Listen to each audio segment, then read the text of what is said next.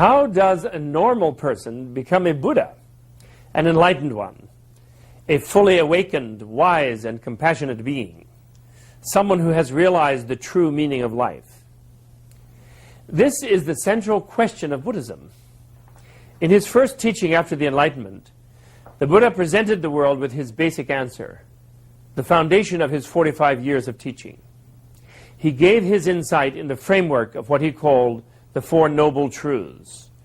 That is, four things which are facts for a noble, or as he defined it, awakened person. The noble truth of suffering was first. The noble truth of the origin of suffering came next. Third and most important, the noble truth of the cessation of suffering. And fourth, the noble truth of the path that leads to the cessation from suffering. In July of 1996, His Holiness the 14th Dalai Lama of Tibet gave 2 days of teachings on the Four Noble Truths at the Barbican Hall in London. It was a historic occasion. The Dalai Lama was invited by 26 different groups who are part of the network of Buddhist organizations in the UK. They span practically the entire spectrum of Buddhist traditions in the world. And while the historical significance of the teachings on the Four Noble Truths had a lot to do with it being the first time he had given them in such complete detail in the West, even more significant was the fact that it was the first time in modern Buddhist history that a major teaching was requested and attended by ordained clergy from just about every Buddhist denomination. The Barbican event was an ecumenical first. That it happened at all was undoubtedly due to the great respect with which the Dalai Lama is held, not just in the Buddhist world, but in the world at large. Up to 1949, when Tibet was invaded by Mao's Red Army, it was an isolated, forbidden land on the roof of the world, where foreigners were allowed only under special circumstances. In the Western imagination, and through most of the East as well, the Dalai Lamas were mythic figures shrouded in a far-off world of magic and mystery. When he was forced to flee Tibet in 1959, the 14th Dalai Lama brought much of that magical world with him into the 20th century. Since the mid-70s, he has traveled widely, speaking out on the tragedy of what is happening in Tibet, and teaching the tens of thousands of Westerners who are attracted to Buddhism. People sense that this simple monk, with the warm smile and enthusiastic laugh, really seems to live everything he talks about. Given the amount of time he spends devoted to his people, his mastery of the philosophies of all the Tibetan schools is astonishing. Even among Tibetan High Lamas, he is held in a respect that borders upon awe. So when he came to London to teach the Four Noble Truths, there was great anticipation of a truly memorable teaching. The Four Noble Truths are the foundations of Buddhism, the common ground of all the diverse Buddhist traditions in the world. We're told in the Dhammapada, a collection of the Buddha's most ancient sayings, that in the days following his enlightenment, the Buddha sat in perfect peace under the Bodhi tree. When he looked out at the passing world and saw the suffering of the masses of humanity, he wondered how the truth that he had realized, so subtle and profound, could be understood by others. He debated whether to remain in silence. Finally, moved by compassion for those with, as the sutra describes it, only a little dust in their eyes, he resolved to seek out the ascetics who had been his companions until just before his enlightenment. He found them in the Deer Park at Sarnath.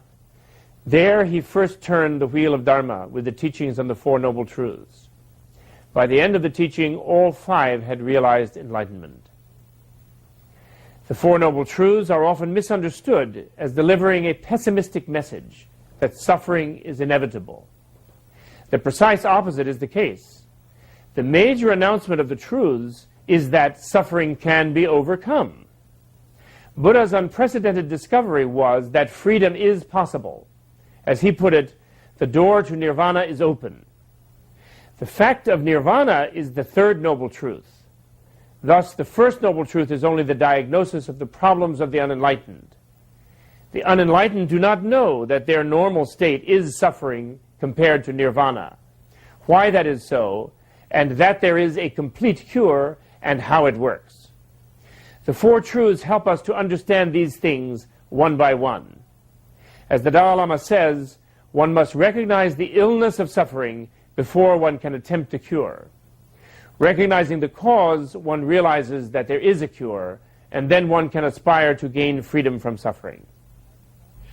At the Barbican, the Dalai Lama taught the Four Noble Truths from the viewpoint of early monastic Buddhism first, then from the Mahayana or Universalist perspective, and finally from the point of view of Tibetan Vajrayana Buddhism.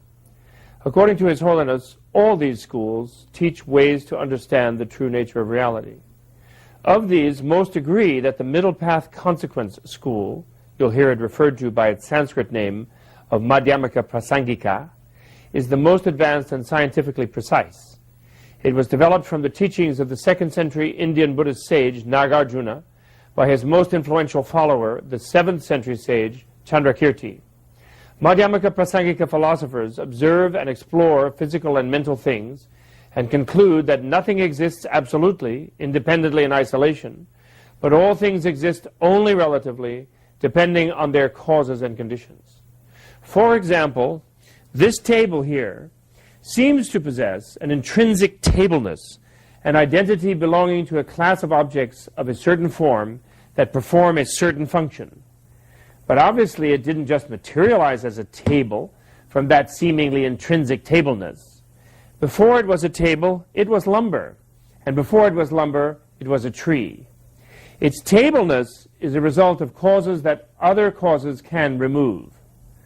What does sit here is more or less a temporary configuration of wood that we can designate a table. In fact, I am presently using it as a chair. And if we were all termites, we might designate it as dinner. Similarly, everything in this universe of ours exists because of an interdependent network of causes and conditions. Everything is empty of intrinsic reality of its own. Everything, even this body that we tend to cherish so fondly, isn't it also a result of causes and conditions? Where is the self that we seem to think inhabits the flesh? What's left when this is reduced to a pile of ashes, or when it becomes food for worms? If there is no inherently existing self or soul, what is there? Obviously something. We function in this world. This table is not mere nothing. But if all things, events, and persons are without any intrinsic reality of their own, if everything is emptiness, then what is this world of phenomena, and what are we, the consciousness, we think, that perceives it? Here some schools, like the idealists, called Chittamatran, fall into an absolutist pitfall by saying that there is nothing but the mind, ultimately emptiness, and denying any reality at all to self and things. In this way, they're similar to the idealist or pantheist schools in Western philosophy. Other schools fall into the nihilistic trap by asserting that the only reality is the relative one, that emptiness is just meaninglessness, completely negative. The Madhyamaka Prasangika school avoids both of these extremes. Unlike the absolutists, it does not deny the relative, designated reality of persons and things. And unlike the nihilists, it does not deny the reality of the absolute. Rather, it comes to the conclusion that the relative can only exist because of the absolute, and the absolute can only exist because of the relative. Or, expressed more poetically, the all is the one, and the one is the all. By correctly deepening our understanding of this emptiness of intrinsic reality of all things, we eventually come to the direct realization of emptiness, which transforms us and gives us the ability to relate to things freely and to beings compassionately. This is our highest possible happiness, nirvana, or enlightenment, the freedom from suffering that is the bottom line of the Buddha's teachings on the Four Noble Truths.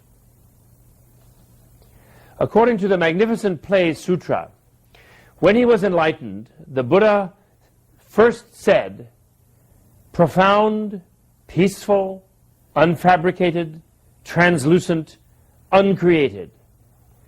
This reality I have found is like the elixir of immortality. If I teach others, they may not understand. Better I stay alone, silent in this lovely forest. Fortunately, after a while, he went out to teach anyway. And just as fortunately for us, His Holiness continues this effort in our day. So Here is part 1 of the 14th Dalai Lama's teaching on the Four Noble Truths.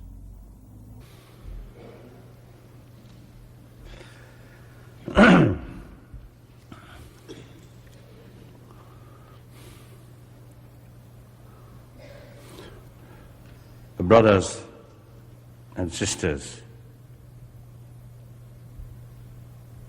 I am extremely happy to be here with you and to have an opportunity to explain about Four Noble Truths. The Four Noble Truths, as you know, the basic Buddhist teaching, the foundation. That's extremely important. In fact, without knowing or without the Four Noble Truths, the knowledge or understanding, and without experience which drawn from that, teaching, then it is impossible to practice Buddha Dharma. So therefore, I am extremely happy. At the same time,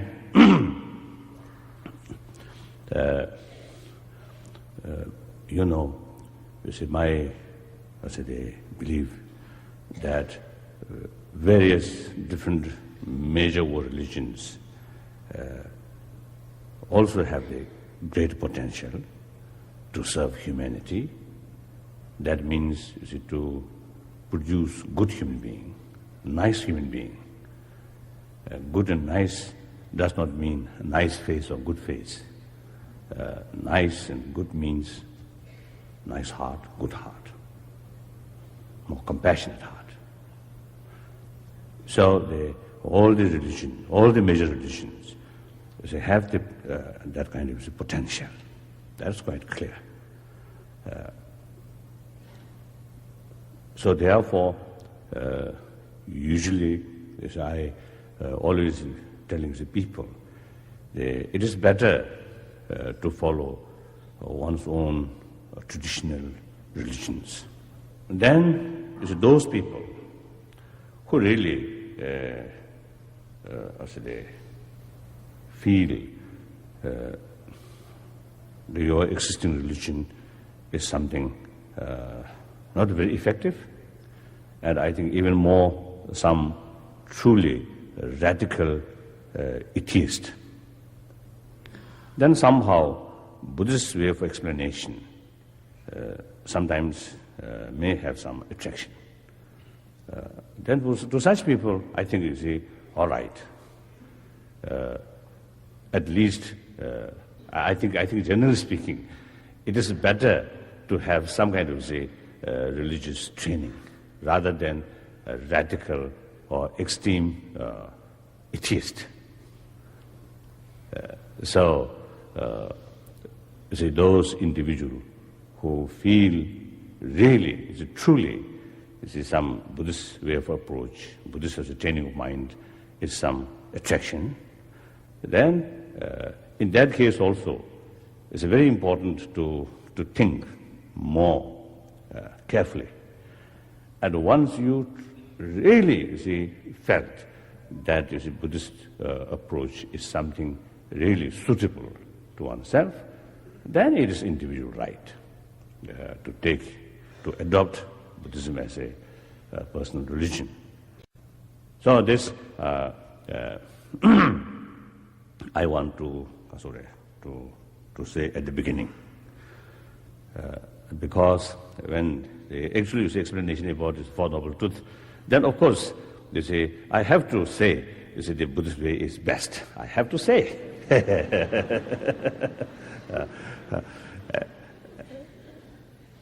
And also, if you ask me, what is best religion for you, for me, then my answer, without hesitation, Buddhism is best. But that does not mean Buddhism is best for everyone. Certainly not. Clear. And also, I think I would like to further emphasize, when I say the other religion have this great potential, This not simply is a polite, right? Out of the politeness or diplomatic way. No. I truly see, firstly, whether we like it or not, the entire humanity cannot be Buddhist. Clear, fact. And similarly, entire humanity cannot be a Christian or cannot be Muslim. Even Buddha's time, even India, Buddha's own country, entire Indian, did not turn into Buddhist. But genuine, you see, warm heart, loving kindness, some kind of very forceful living kindness in their mind. That I noticed. So then, you see, my conclusion is, these various different religions have the potential to produce this good heart. Irrespective of what philosophy, whether you see the philosophy of creator or some other things, that doesn't matter. For non-Buddhist, say about the idea of nirvana or next life, these seems to them nonsense. So similarly to Buddhist or creator, these things also sometimes looks nonsense. But doesn't matter, live it with these things. But in actual result, as a very negative person through various different religious traditions and transformed a nice person. That is purpose. That's the result. So sufficient reason is to respect. Now I speak through my own language better. 당연히 유한의 낭치 모저를 지르잖아요. 다와도 저번 일이야 두그레스. 근데 다와 가르스로는 된중 다와래. 아니 저번 가르스로는 처음에 저번에서는 미디셔야 돼.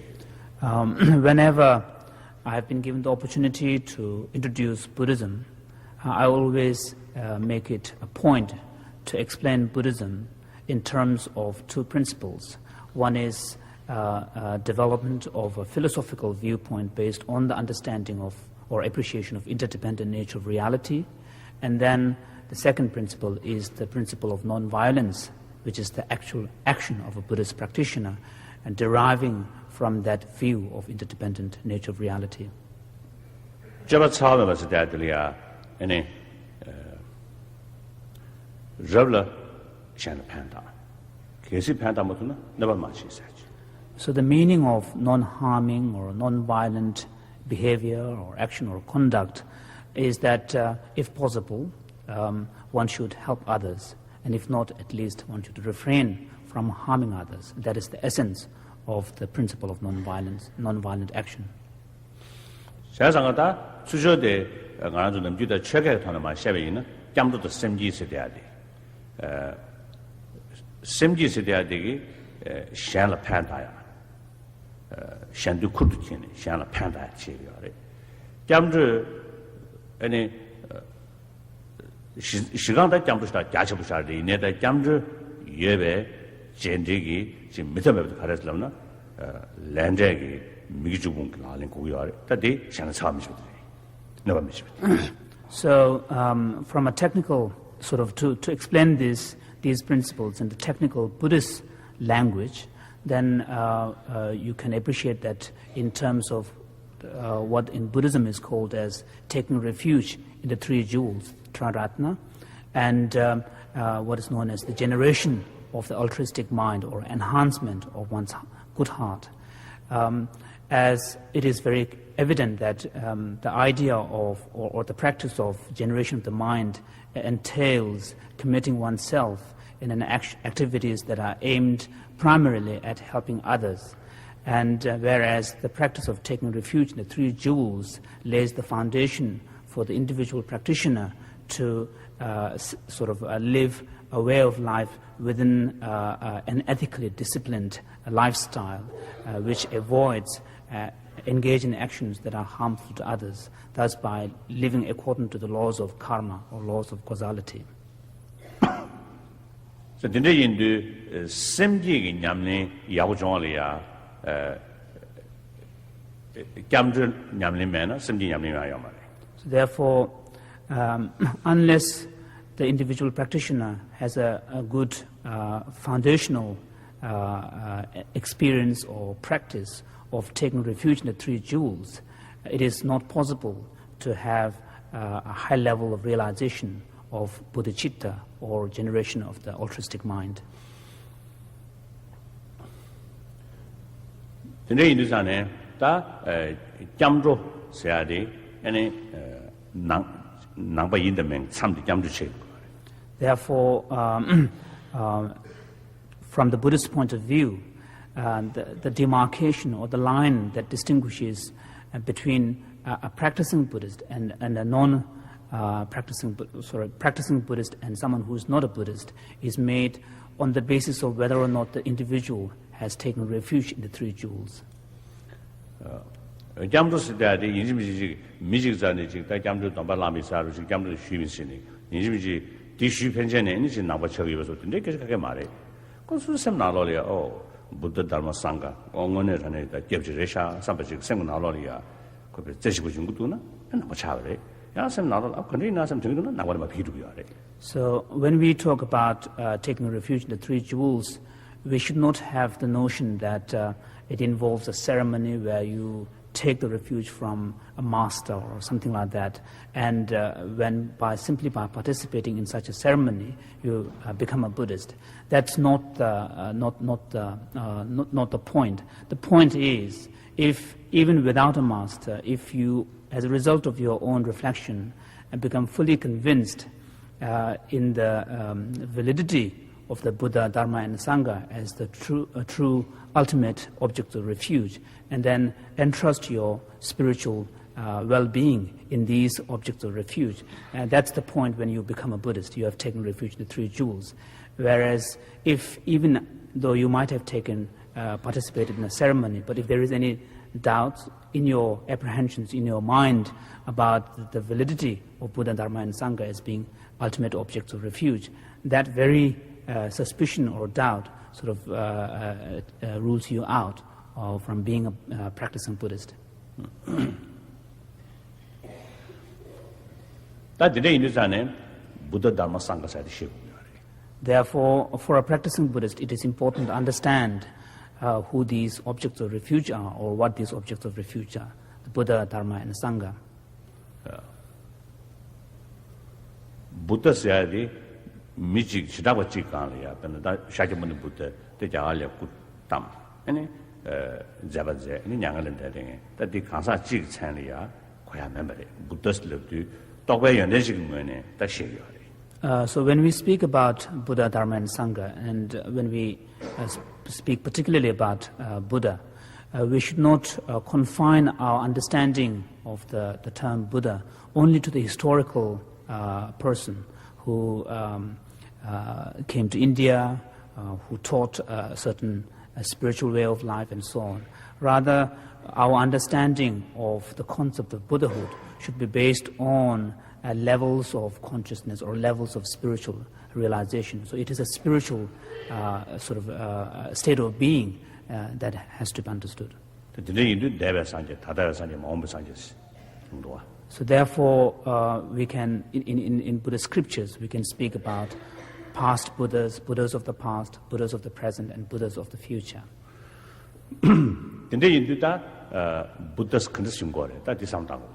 So the question now is to try to develop an understanding. How does a Buddha come into being? How does a fully enlightened being come into being?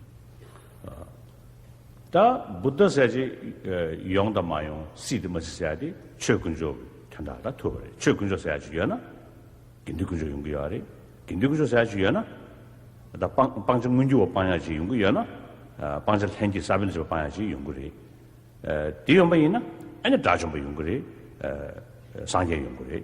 So there is one in the that's our Chokunjo Toya, Chokunjo is the condition, that is shape. So when we think about Buddhahood, certainly we will be reflecting upon the question of whether it is possible for an individual to attain such a state or not, or to become a fully enlightened being, to become a Buddha. So here we find that the key really lies in understanding the nature of Dharma. Because if Dharma exists, then certainly Sangha will exist. Sangha members who will have engaged in the path of the Dharma and have realized and actualized Dharma. And if the Sangha members exist, Sangha with the realization of Dharma exist, who have reached stages of levels of spiritual states where they have overcome at least gross levels of negativities and afflictive emotions. If that is possible, then we can envision the possibility of attaining total freedom from these negativities and afflictive emotional states. And that state is the Buddha. So we find here that the key really lies in understanding the nature of Dharma.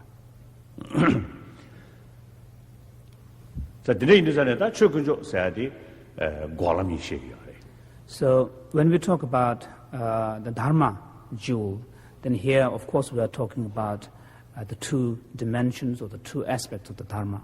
One is the path that leads to cessation, and one is the cessation itself, cessation of suffering and afflictive emotions.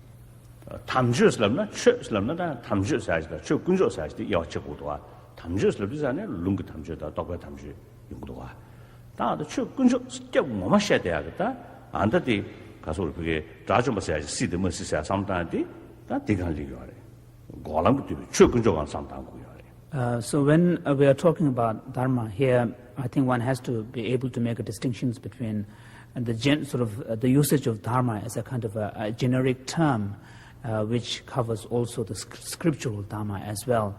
And this is the generic term is the sublime Dharma, which refers to the Buddha's teaching as well.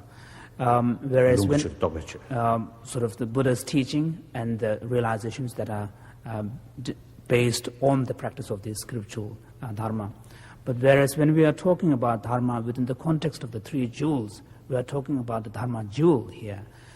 Here, Dharma should be understood in terms of cessation, true cessation, or the paths that lead to that cessation.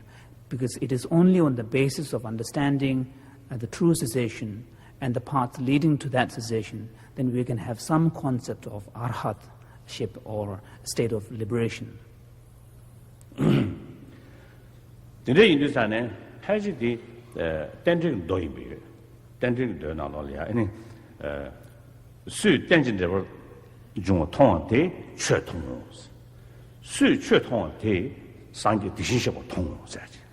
Therefore, in one of the sutras, the sutra known as the Pratityasamutpada Sutra, Buddha stated that whoever perceives the interdependent nature of reality, the dependent origination, the principle of dependent origination, sees the Dharma. And whoever sees the Dharma sees the Buddha, or the Tathagata.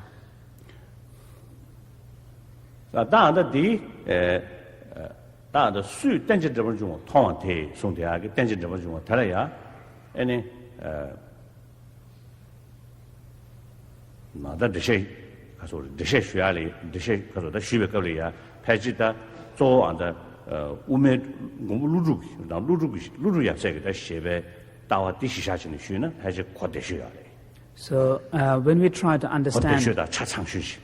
when we try to understand this statement of the Buddha, the scripture, whereby he states that whoever perceives the interdependent nature of reality perceives the Dharma, and whoever perceives the Dharma perceives the Buddha. If we were to approach this scripture from the perspective of the Nagarjuna's teachings of Madhyamaka school, then one could say that we can arrive at perhaps the most comprehensive understanding of the implications of that statement.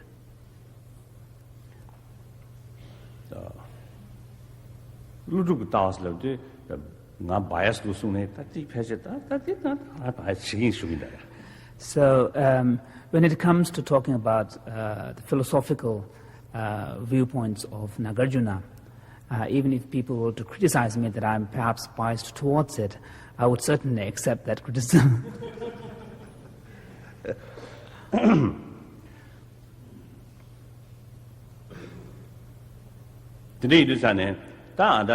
tension debar jongwa sida tele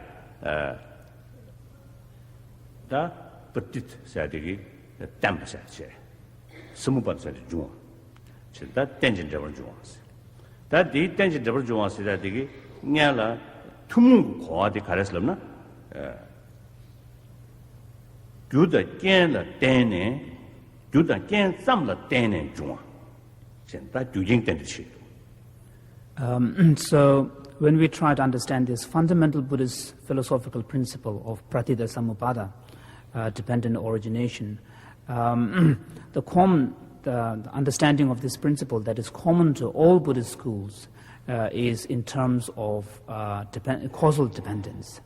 Pratit means to depend on, and samupada refers to origination. And the understanding that is common to all the Buddhist schools of thought is to look at this principle in terms of the causal dependence, to appreciate and to understand that all things and events come into being only as a result of interaction of causes and various causes and conditions. That digi implication karas la baina kasol bge ji duishin chebe chedi tamjalo jumabal chuma mares ene chebabe loyo ngondo sana tone cheba mares juda gen zamda dene ene jumare sa de sheyore. The significance of making this statement that all conditioned things come into being purely as a result of causes and conditions is to deny two possibilities. One is the possibility that they can come into being from nowhere with no causes and conditions, causelessly. So that is one possibility that is being negated. And the second possibility that is being negated is that perhaps these things can come into being as a result of a transcendent sort of designer or a creator.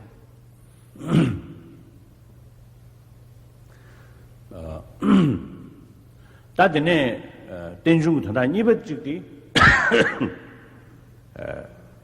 sukjengi chejibina ene choji che pasore choji chajen sta ene sukmabe jimbeini ji shebato de jimbeini gejingmeji ene chat chede dinde chene do ene shakada kaina ene chat chebes dinde induzane chajengi chede chal dene dashaje that magic the shape. However, there is another dimension to this, to the understanding of this principle. That is to say, to understand principle of dependent origination in terms of parts and whole, the concept of parts and whole, how all physical objects, material objects, can be understood in terms of how parts compose a whole, and how the very idea of, very concept of wholeness depends upon the existence of parts. So there is that dependence in the physical world. And similarly, in the case of non-physical entities like consciousness, then you can look at these entities in terms of their temporal sequences, how unity, the very idea of unity and wholeness is dependent upon successive sequences that compose a continuum or a wholeness. So when you look at the reality or universe in these terms, then not only can you understand all conditioned things as dependently originated, but also the entire phenomena could be understood in terms of this principle of dependent origination. 다데네 숨바식리야 아니 척하다 카이네 다도잖아 낭점 테마스 다도잖아 니야야 말이스 아니야 매버스로나 매버 말이스 오나 가르슬람나 아니 척배 기가서다 유진 땡지 척배 왕게 아니 두대버시레스 유진 땡지 다 척발 땡네 and that's something is as you shape your day.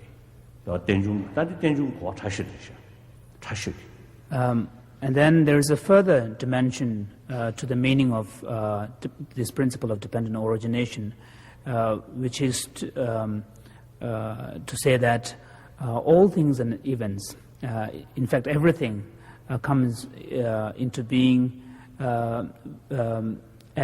purely as a result of mere aggregation of the many factors.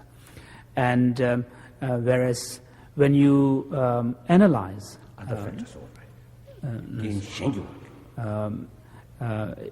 there is an understanding that it is simply in dependence upon others that they came into being, that they lack any independent or intrinsic identity or intrinsic existence. There is no autonomous existence or identity to anything. And the identity and existence that we perceive of things are in some sense contingent, which comes into being as a result of an interaction between our perception and the existence of the reality itself. However, this is not to say that things do not exist, but they do exist. But what is the case is that they do not exist with independent or autonomous realities. That dangerous idea, near Kojic, according to this chain. That data dangerous turn, Tona, church hungry, say, church the digital Barcelona.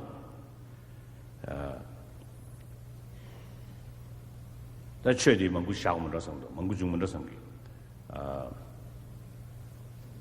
Do you some of Danera? Do you some of Dane, Chue, dangerous Tona? Any Didu, that kind of Didu, penny using any penny using a dear, do you get any you of Shanny? Any Dunge, that got a Didu. Didu Yongayagi, that Tapsi Chiatalia, Didu, the Dungamayaya, that Dawayagi, Tapsi Chiati, any Dujan Dan and Rokoyagi, Dindegi, that led you to church to her, or the led you to church, tell them to to us. So, corresponding to these three different sort of dimensions or three different levels of meaning of the principle of dependent origination, one can also read three different meanings into this concept of dharma, because referring back to the statement again, to say that seeing dependent origination leads to the seeing of the dharma. So here, if we were to relate to the first level of meaning of dependent origination, which is in terms of causal dependence, by developing a deep understanding of interdependent nature of reality in terms of causal dependence, then one will be able to appreciate the workings of the karma, the karmic law, how experiences of pain and suffering comes into being as a result of negative actions and negative thoughts and behavior. Similarly, how sort of desirable experiences such as happiness and joy come into being as a result of causes and conditions that are that corresponds to that, such as positive actions and positive emotions and thoughts. So, by understanding the principle of dependent origination in causal terms, one will be able to develop a deep understanding of the law of karma.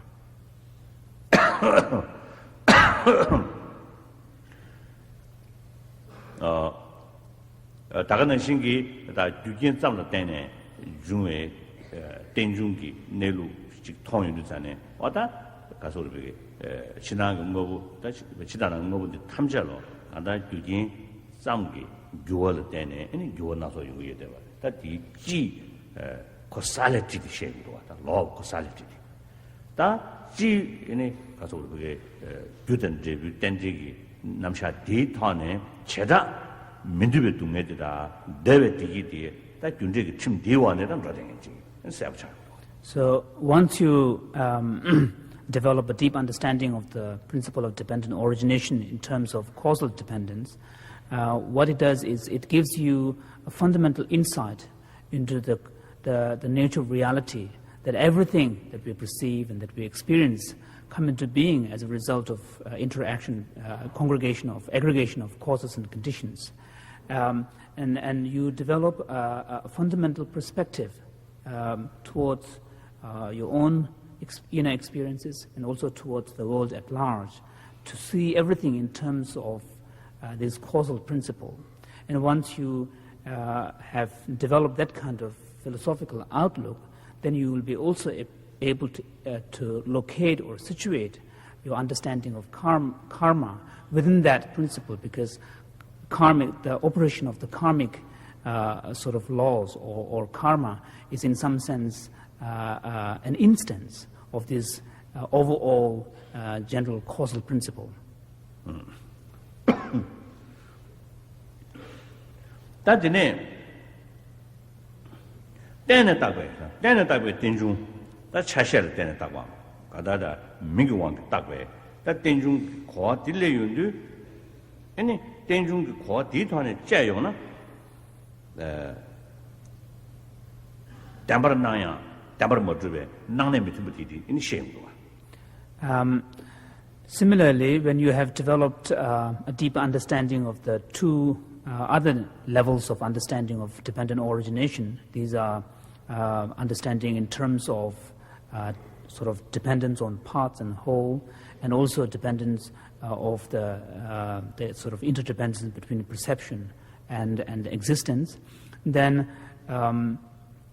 one will be able to further sort of develop a deeper philosophical sort of perspective on the world, which is to appreciate that there is a disparity between the way things appear to you and the way things really exist.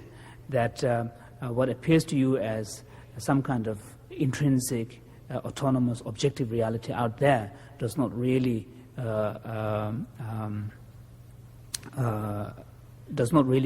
fit the actual nature of reality.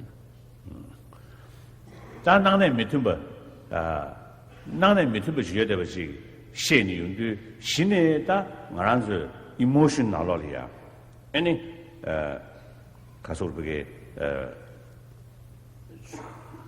Eugene Nanametumba in particular, any emotion digging Zindande, and a Nanatumblian Zin. The Negatoneta, Gan Chayong Chigi, Takadachi, Numo Nang, Numo Tao Tao, in Shineji, Chinchlo, Loy, Shepiachi, Yonsari. So once we are able to develop this perspective, this understanding that there is a disparity, a fundamental gap or a disparity between the way things appear to us and the way things really exist.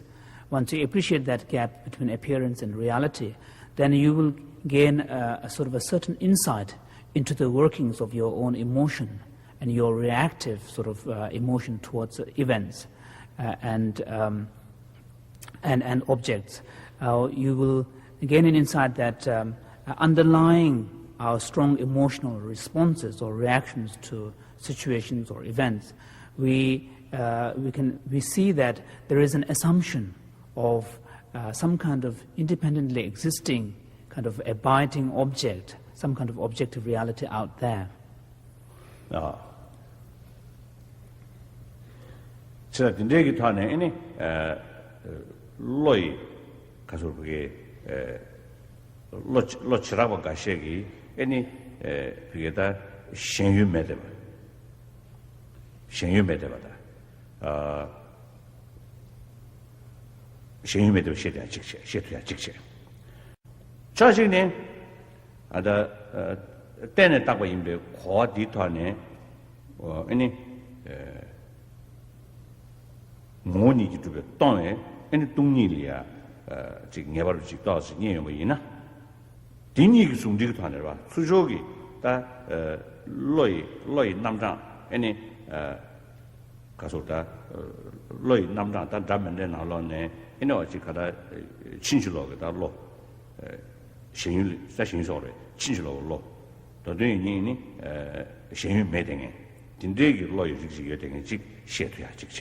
So once you are able to develop this understanding and appreciation of this fundamental sort of disparity between appearance and reality, and then as I mentioned before, you will be able to understand that underlying many of our strong emotions, emotional responses towards events and situations, there is an assumption of some kind of existence of an independently existing reality out there.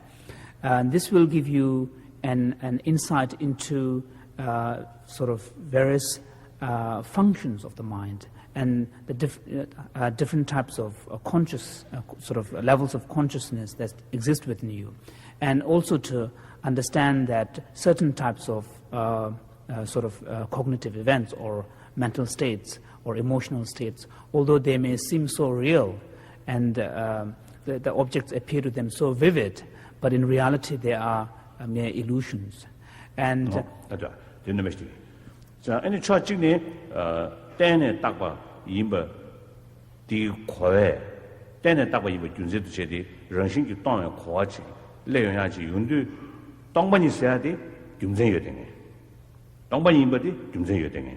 So, so you, to carry on with the translation of an earlier statement, so if you are able to develop this understanding that within your own mental states and emotional states, there are certain states which may seem very real and which may seem to be relating to objects which seem so real and vivid to you, but in reality these are states of illusions, that what the objects that they relate to do not really exist.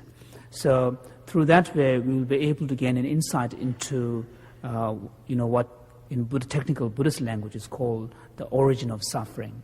These afflictive emotional experiences or emotional states that lead to confusion, misapprehension, and then which afflicts the mind.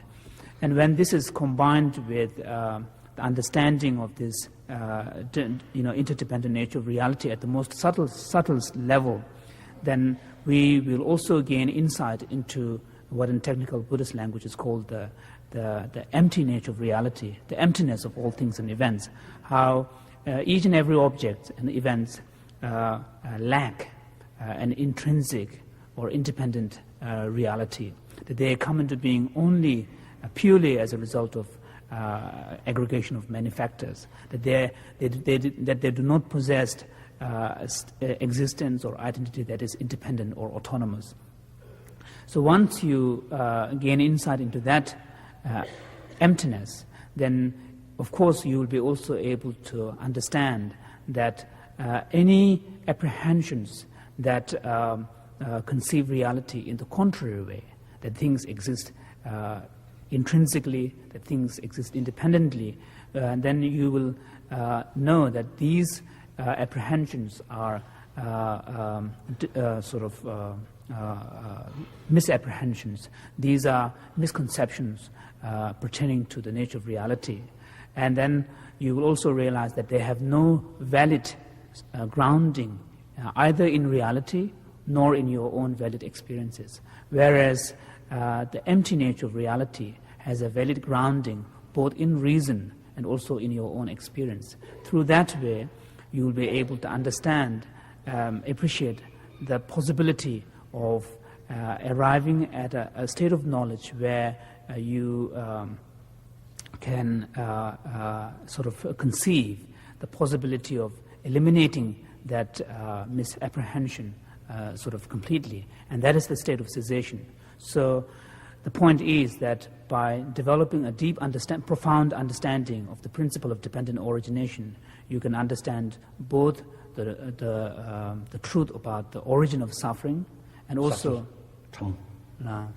subtle suffering, subtle origins of the suffering, and also the truth of cessation. So this is the meaning of the statement that by understanding or by seeing dependent origination, you see the Dharma.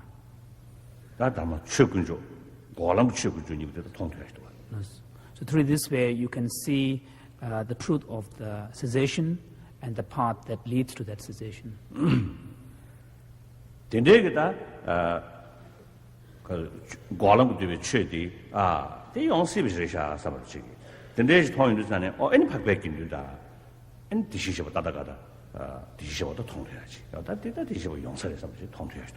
So once through this understanding, 자다가 수 최통한테 다다 군제 땡지가 다 군제 땡지기 가서다 최디통 디통에 아니 가동야 차차심be 그돌이야 아니 가서 주디 땡지 참여 때문에 아니 과람 그 최디통 될 때문에 아니 상계통 돼야지.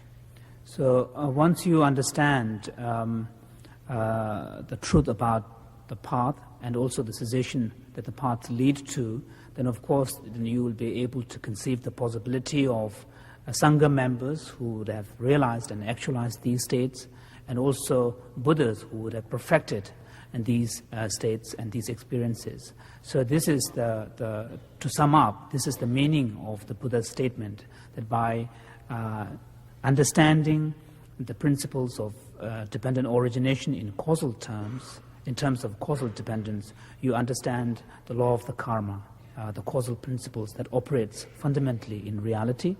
And also by complementing that understanding of causal principle with understanding of dependent origination at a much subtler level, then you understand the nature of dharma, in terms of cessation and the paths that lead to the cessation. And once you have gained understanding of cessation and the path, then you also gain an understanding of what Tathagata means or what the Buddha means. 자, 드네 인도산에 denshi namsha shebala, denig namsha, denshi namsha chamu shebala, denig namsha sheba she. So therefore, I feel that in order to develop a profound understanding or comprehensive understanding of the Four Noble Truths, I think it is necessary to have understanding of the two truths. 나가자고 세세당 놀이야. 아니 동바태나 된중태그레스. 된중태나 교대 경기 디두 교대 경을 때네 디두 영향이 태그레스. 디다나 동네다바 태그레스. 군주다바 태그레스. 아니 도군이야나 다 되게 드셔디리 공부장네. 아니 군주다바지 유야나 아니 디사야지 부레스 디사야다 용구를 solve 다 간다지 도금기 남샤 데이터네 아니 고람디에 아니 태그레스 고람 타나 긴두구조 태그레스 긴두구조 타나 아니 사제구조 태그레스 어떤 고람 타나 최구조 태그레스 최구조 타나 긴두구조 태그레스 긴두구조 타나 사제구조 태그레스 디 자셔고 대반도 측셔나로 뜻송도 Therefore Chandrakirti says in his Prashnapada clear words, he states that if one can appreciate the principle of emptiness, the doctrine of emptiness, if one can posit emptiness, then one can posit the interdependent world, the world of interdependent origination. If one can posit that, then one can posit the causality, the causal relationship between suffering and its origin. And once one can accept the causal relationship between the suffering and its origin, then one can also conceive and accept the possibility of its cessation. If one can do that, then one can also accept the possibility of individuals, Sangha members who have realized and actualized these states. If one can do that, then of course one can also conceive Buddhas who have perfected these states of cessation. 자상가 나와 땡중 때문에 구조된 것이. 아니 때는 좀니 준세도 쳐야지. 아니 러시 동거셔야 돼. 전달돼 봤지. 담반이 다디 나가서 싶으셔. 대단해. 아니 담바시 남샤지. 담바시 남샤가 더네. 아니 가서 촉숨 군조숨도 좀 돼야지. So this is how one can appreciate the Buddhist, fundamental Buddhist doctrines of the true truths. It is from the understanding of our phenomenal world of experience and everyday world of lived world of experience that one can appreciate what is known as the world of samvriti satya, the world of conventional reality, where causal principle operates. Once you can accept that, then you can also accept the fundamental underlying reality, the empty nature of that world, which according to Buddhism is the ultimate truth, the Paramartha Satya. And here we can see a kind of a relationship between the two aspects of reality, because the world of appearance is used not so much as a contrast or an oppositional world to the world of ultimate truth, but rather it is used as the very evidence or the very basis, grounds on which the ultimate nature of reality is accepted. Once you can understand the relationship and the nature of these two truths, the world of conventional reality and the ultimate truth, then one is in a good position to fully understand the meaning of the Four Noble Truths taught in the scriptures. Once you can understand the Four Noble Truths, then you have laid a profound foundation to develop a good understanding of what is meant by taking refuge in the Three Jewels. So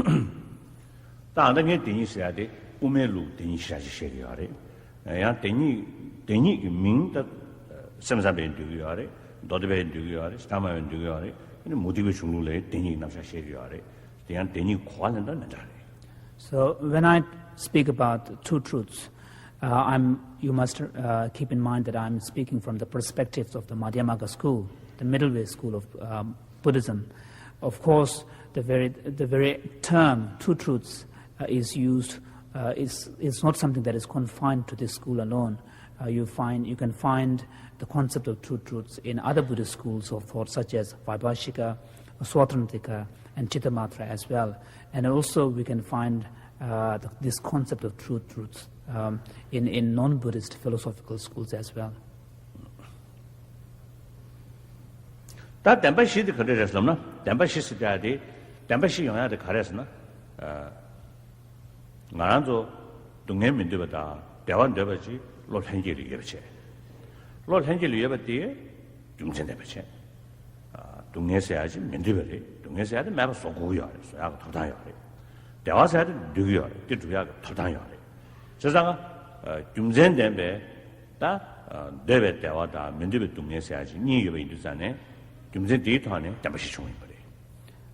Now the question is, why Four Noble Truths? Why do they exist? And why did the Buddha teach the Four Noble Truths? And now here we must relate that to our own experience as an individual human being. It is a fact, it's a natural fact of existence that we all as individuals possess this innate desire to seek happiness and to seek to overcome suffering. And that is a fact of our natural sort of existence. And this is something that is very instinctual and innate, and it does not need any validation or justifications for its existence. Just as it is a natural, sort of instinctual kind of desire, so do each of us have the right to fulfill that aspiration.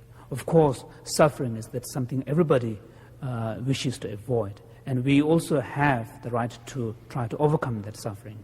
Happiness is something that we all aspire to achieve, and of course we have a right to fulfill that aspiration to attain happiness. 대양 민드베 동네 다 대베 대원이 잘로 되기 쉬운 지체네 그 유진삼을 때네 영어 인도산에 민드베 동네 뒤에 그주 주신 대왕의 용구에 인도산에 아니 군의 유문처 윤재인이 동네 대바도 군주대 마소. So if this sort of aspiring to achieve happiness and wishing to overcome suffering is our natural state of being, that is our natural kind of quest, then the question arises, how do we go about fulfilling that valid natural aspiration? So here we find in the teachings of the Four Noble Truths an understanding of two sets of cause and results, cause and effects. On the one hand, you have suffering, which is what we all try to avoid. And suffering comes into being from nowhere, but as a result of causes its own causes and conditions. And similarly, you have happiness on the other side. And cessation can be seen as the highest form of happiness. Now, here, when we talk about happiness, we should not confine our understanding purely only to the level of feeling states. Certainly, cessation is not a state of feeling, but one could say that the cessation is the highest culmination or highest form of happiness, because it is a true state of freedom from suffering. So, and that true freedom from suffering or happiness, true happiness, again does not come into being from nowhere or without any cause. Of course, here, from the Buddhist understanding, cessation, because it is not in conditioned existence, cannot be said that it was produced by something.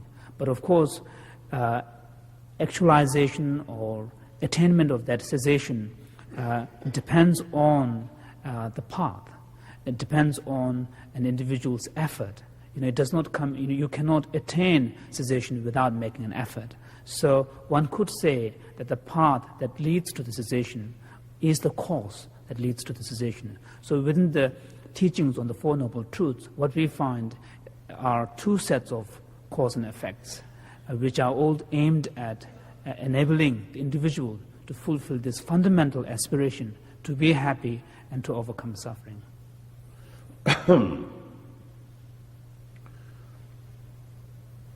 나 담바시 구름디 아니 균제 중릉기 구름디 매버체 이 냠랭기 아니 냠노께당기 난갈 때는 구름디 송인체 동네 군중 고과 람스 담바시.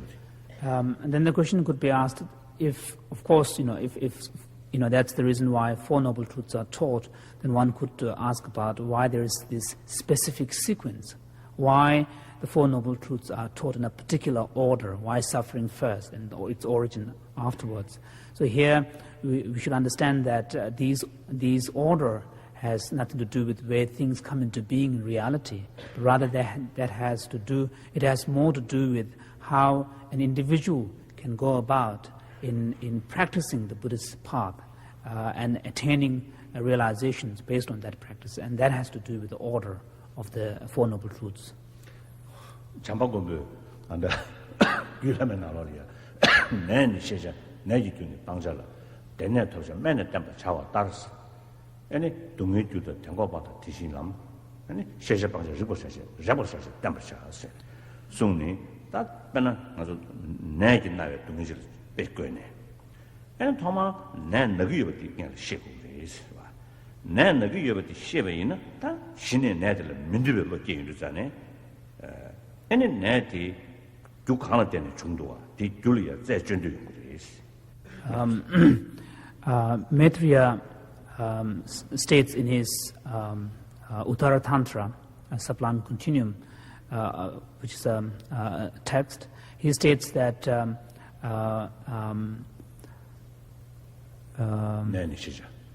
he states that one must recognize that one is suffering. So the illness has to be first recognized, and then the causes of illness to be avoided, and the state of sort of cure must be sought, and then the medicine that would lead to that cure is something that one must take or adopt. Similarly, suffering is something that one must recognize, and the origin of the suffering is something that one must abandon. And the cessation of suffering and its origin is something that one must aspire to actualize. And then the paths that would lead to to that cessation must be realized. So what this points to is that here the analogy that is used to explain the way in which realizations based on the Four Noble Truths could be attained, the analogy used here is the example of a sick person. In order for that sick person to get well, the first step is that the sick person must know that he or she is sick, or he or she is ill. But without that, the desire to become well or cured from that sickness would not arise. And once you have that recognition, awareness that you are sick, then of course you will try to find out what led to it, what were the conditions that led to it, and what makes you even more sick. once you have recognized that, then you will also gain a sort of an understanding whether it could be cured or not, and then you will have a sort of a wish to be free from that illness. Once you have that wish, then you will apply all the medication. 내가 자나 삼아지 내 나라 그 얘기 없지. 위십시오. 근데 내가 두 못천 여백 그도 어디 다 두고 삼는 거. It's not just a mere wish, but also once you have recognized what are the conditions that led to your illness, you will also have a stronger desire to be free from that, because you, in a sense, you will also have a conviction that you can overcome that illness. Once you have that sort of conviction, then you will also apply all the medications and get treatment and so on. Similarly, unless you know that you are suffering, your desire to be free from suffering would not arise in the first place. So the first step for a practicing Buddhist is to recognize your state of being as a dukkha, as in the nature of suffering. Once you have attained that recognition, then you will, of course, look into the causes and conditions that give rise to that state of suffering. 다전에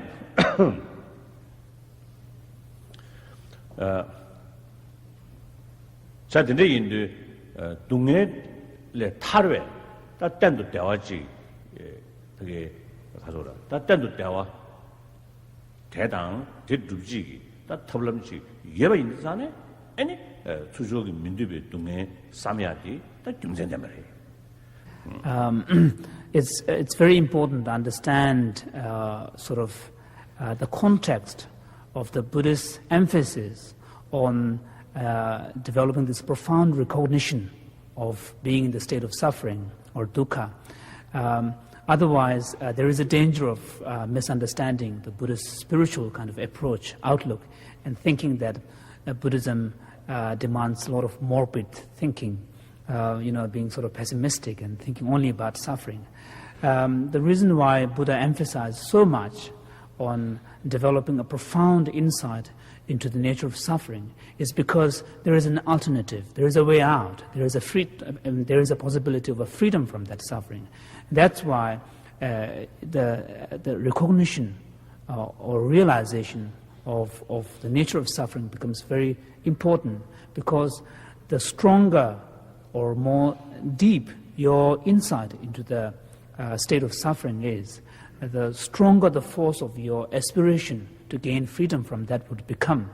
So it is important to understand that this emphasis on the nature of suffering and the Buddhist spiritual path is within the context of a wider sort of perspective, where there is an appreciation that there is a way out, that there is a possibility of a freedom from that suffering.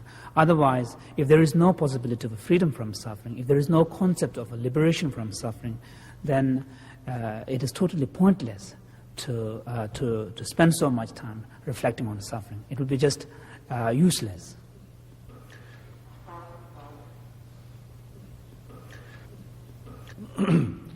다 군의 유무하고 군대다 남자하고 군대 이부터 다 군중다 아니 람댕기 딘 대부 용단디마 컨디션 만드셔 14로 전에 아니 야라중이디 도매 머리고 되는 두지는 남신에는 민수 가사리 계제자고 저하신 도스마다 아니 야라중이 중도 야라중이 룩중도 타네 아니 가서 그게 코 죽도체 코 룽중도 하네 머리번에 맞아 것이부터 마송야다 야나 야 다갈래 양고 루주도 니수니 것이 된지 아니 계획 된지 중 계획 된지 아니 시베 된지 중 도시야 전 그런 루중도 니샤 루중도 니团的 마셔니 가다 군인 유무초 코 죽주체. So one could say that these two sets of cause and effects that I was talking about earlier refers to the process of an unenlightened existence on the one hand, which relates to the causal nexus between suffering and its origin, and then a process of an enlightened existence which pertains to the causal nexus of a path and the true cessation. Now, when the Buddha elaborates the understanding of these two processes, then he taught what is called the teaching, the doctrine of the 12 links of dependent origination. These being the 12 members of the link being ignorance leading to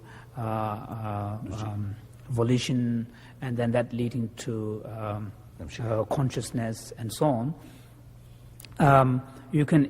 So that is in some sense an elaboration on the teachings of the Four Noble Truths, when the causal process of an unenlightened existence that is sort of within the framework of suffering and its origin is elaborated, then you have the sequential order of the 12 links of dependent origination, how an individual sentient being, as a result of certain causes and conditions, enters into this process of samsaric existence or unenlightened existence.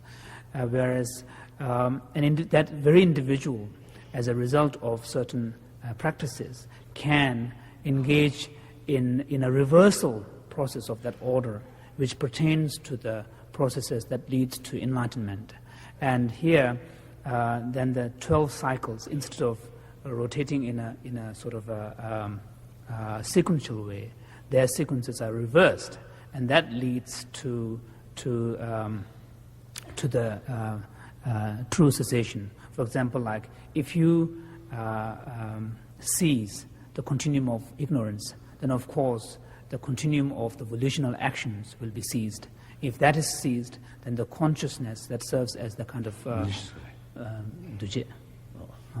And so that ceases. When the consciousness ceases, the name and form ceases. So you can see that the teachings on the 12 links of dependent origination are in some sense elaboration of the two sets of causes and conditions. Yeah, that's enough. So we will have some questions here at this point.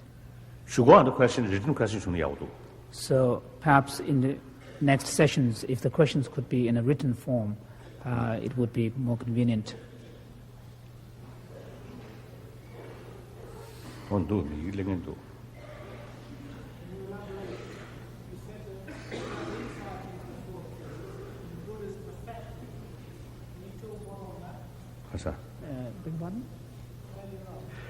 The question was that His Holiness spoke about individuals gaining the practice, sort of individual practitioners gaining insight into the Four Noble Truths, and then spoke about Buddha having perfected these insights. So the question was, what is the difference between individuals gaining insights and Buddha's perfection of these insights?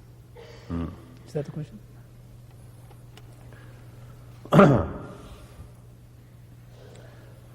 Pena Midagwa Dog Lord Chashana Toma Bena Dengzin She Dengzin Day any that Tendu the City Ribipa Jenny, you Papa Jane Zane, any touching zingy Lododi and Tazumorchi. To give an example of, say, gaining insight into the subtle impermanence that the momentary nature of all things and events. For an individual who, at the initial point, may have an understanding of things as being permanent, at the initial stage, that sort of grasping at permanence of things could be quite strong and intense. Now, in order to loosen that grip, you need some form of critical reasoning, which could, even if it can cast a doubt or suspicion in the person's mind as to things being permanent, that has in itself made an impact on the person's mind, because it has at least had the effect of loosening the grip of things being permanent or eternal. Now, that is again not enough. You need further reinforcement of critical reasoning to point you towards a kind of tending more towards the impermanence of things.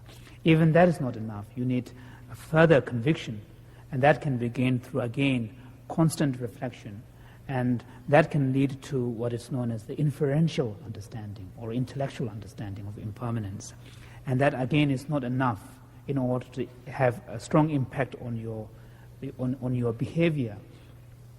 You have to gain direct insight or intuitive experience of the impermanence of things. And that, again, needs to be further perfected, because the idea is that the grasping at permanence is deeply embedded in your consciousness, that it's not just one insight can dispel it. It's a long process of deepening your insight that would eventually dispel that even as smallest tendency towards grasping at permanence. So this is it's a long process of kind of deepening your insight. So this would be the same in the case of emptiness or any other things. However, on the other side, there are certain aspects of the path which may have less to do with cognitive experiences, which may have more to do with, I suppose one could say, enhancement of the heart, like compassion, bodhicitta, and so on. In these areas, at the initial stage, of course, one has to develop some understanding of what compassion is, and then you have to have some sort of notion of how that could be enhanced. And then as a result of your practice, you may gain at the initial stage some kind of simulated experience of these. When you sit down and think, you may feel you're compassionate, but that compassionate may not be long-lasting, that may not be pervasive, that may not permeate your very being. So what is needed is a further deepening of that experience, so that your compassion becomes spontaneous. It is not dependent upon a sort of intellectual simulation. Rather, it would be a truly spontaneous, responsive to sort of occasions that would demand that response. And through that, again, that experience of compassion could be further deepened, and it becomes universal. There is, again, a different aspect of the path. So it's again here, there's a long process. Any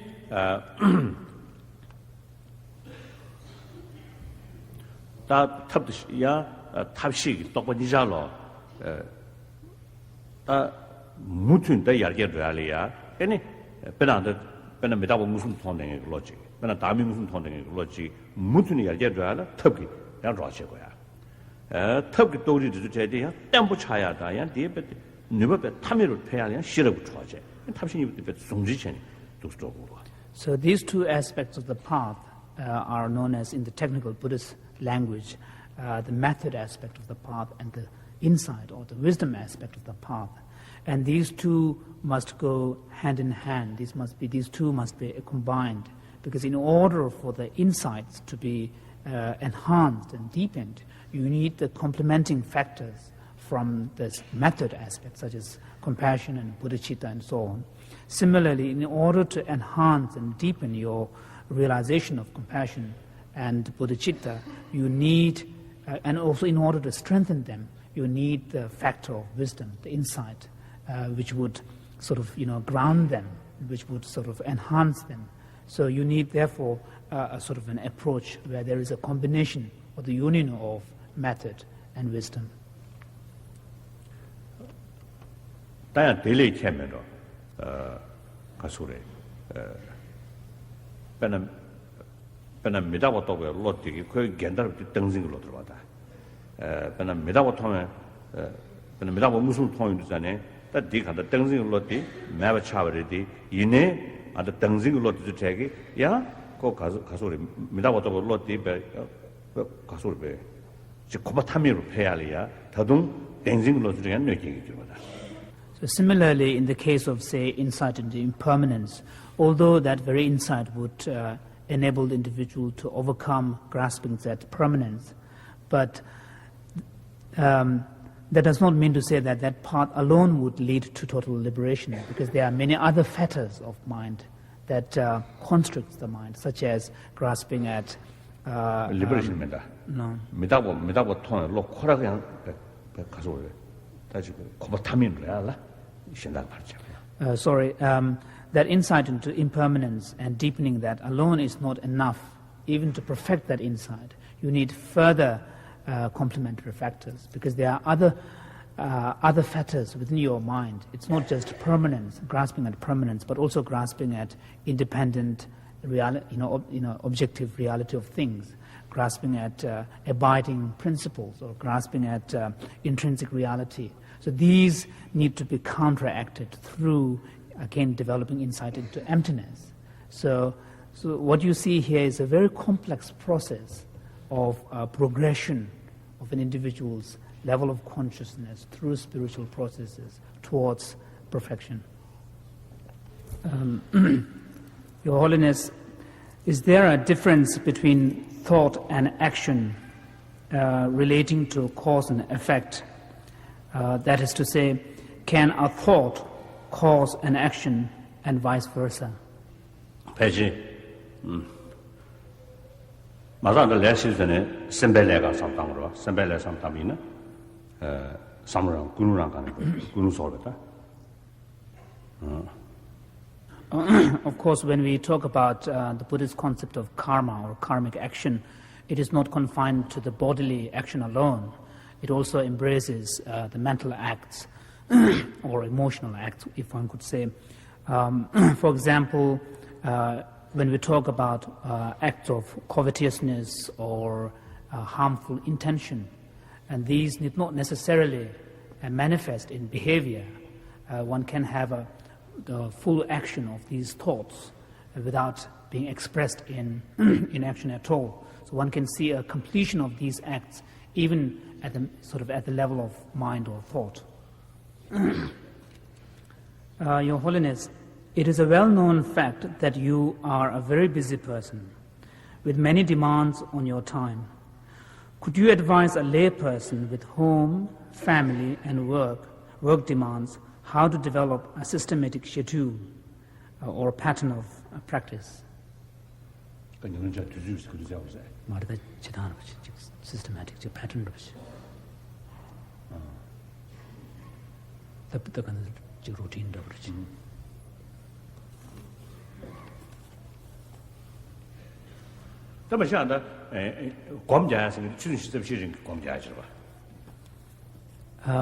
Generally speaking, we must know that when we talk about practicing the Dharma or doing, meditating on the Dharma, we must know that it is something that needs to be done 24 hours of the day. So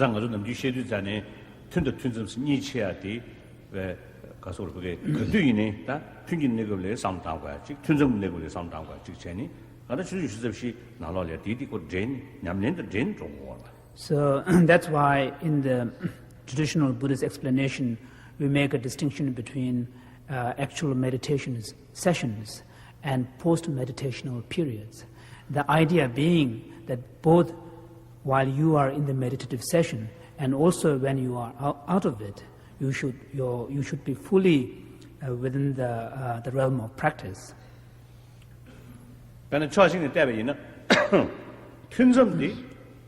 당문에 취역이지 남주 동성 뭐만도 튼성들 튼진난저디 즉 가서다 튼성 걸려야 아니 즉 취어도 튼버지 영향이 그 누버리 튼거리 주베서지 배랑 안 주지 가서 로제 배주셔야지 콜로 사야지 가르쳐 놨어 거래 로 봐야 된다. So in fact the post meditational periods are a real test for strength of your practice, because one could say that during the meditation, in some sense, you are equipping yourself so that when you come out of your meditation session, you are better equipped to deal with the demands of the everyday reality of your existence. This is analogous to recharging your battery. The very purpose of recharging your battery is that so that you could use it to run something.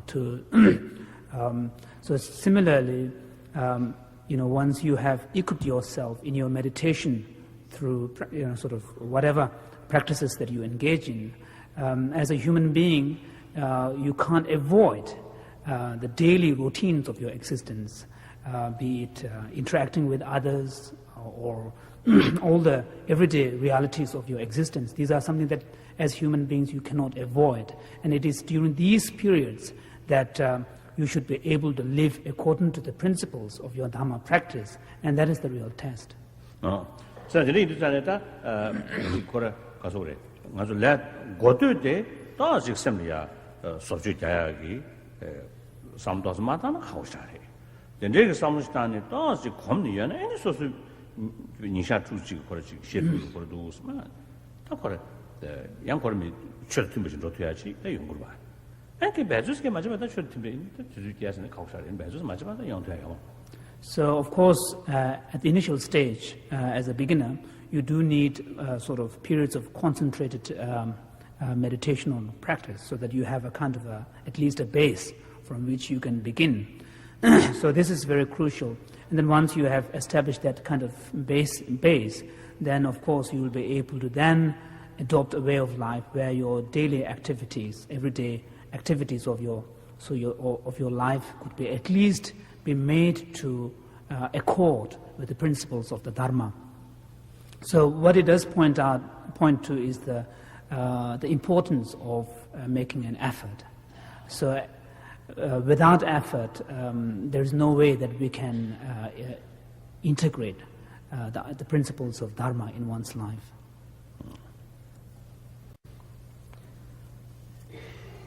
To a serious practitioner, the more serious effort is very necessary. Without that, just a short prayer and some chanting and some recitation with mala, that's not sufficient. I can't change your mind. Our negative emotion is, I think, so powerful. So in order to challenge that, we need, I think, the constant effort. Through that way, yes, definitely we can change. But usually I responded to my Western friends, their question or their request, the quickest and easiest and most effective. Then perhaps another question, cheapest.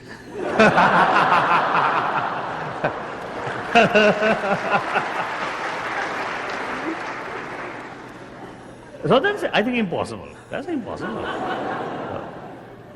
I think that is, I usually feel that is a sign of failure. Sign of failure.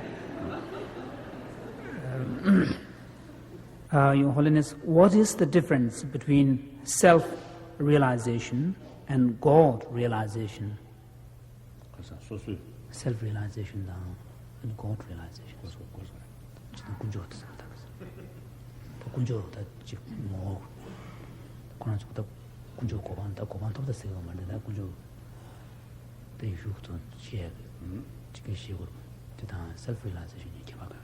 I don't know.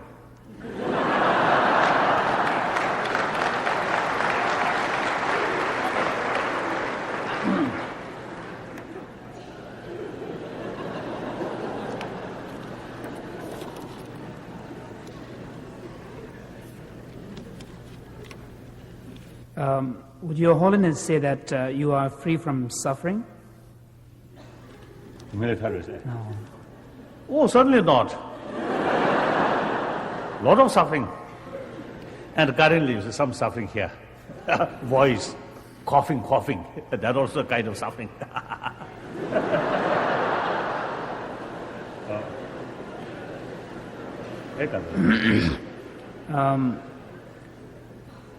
Can you talk a little on the nature and structure of pure consciousness?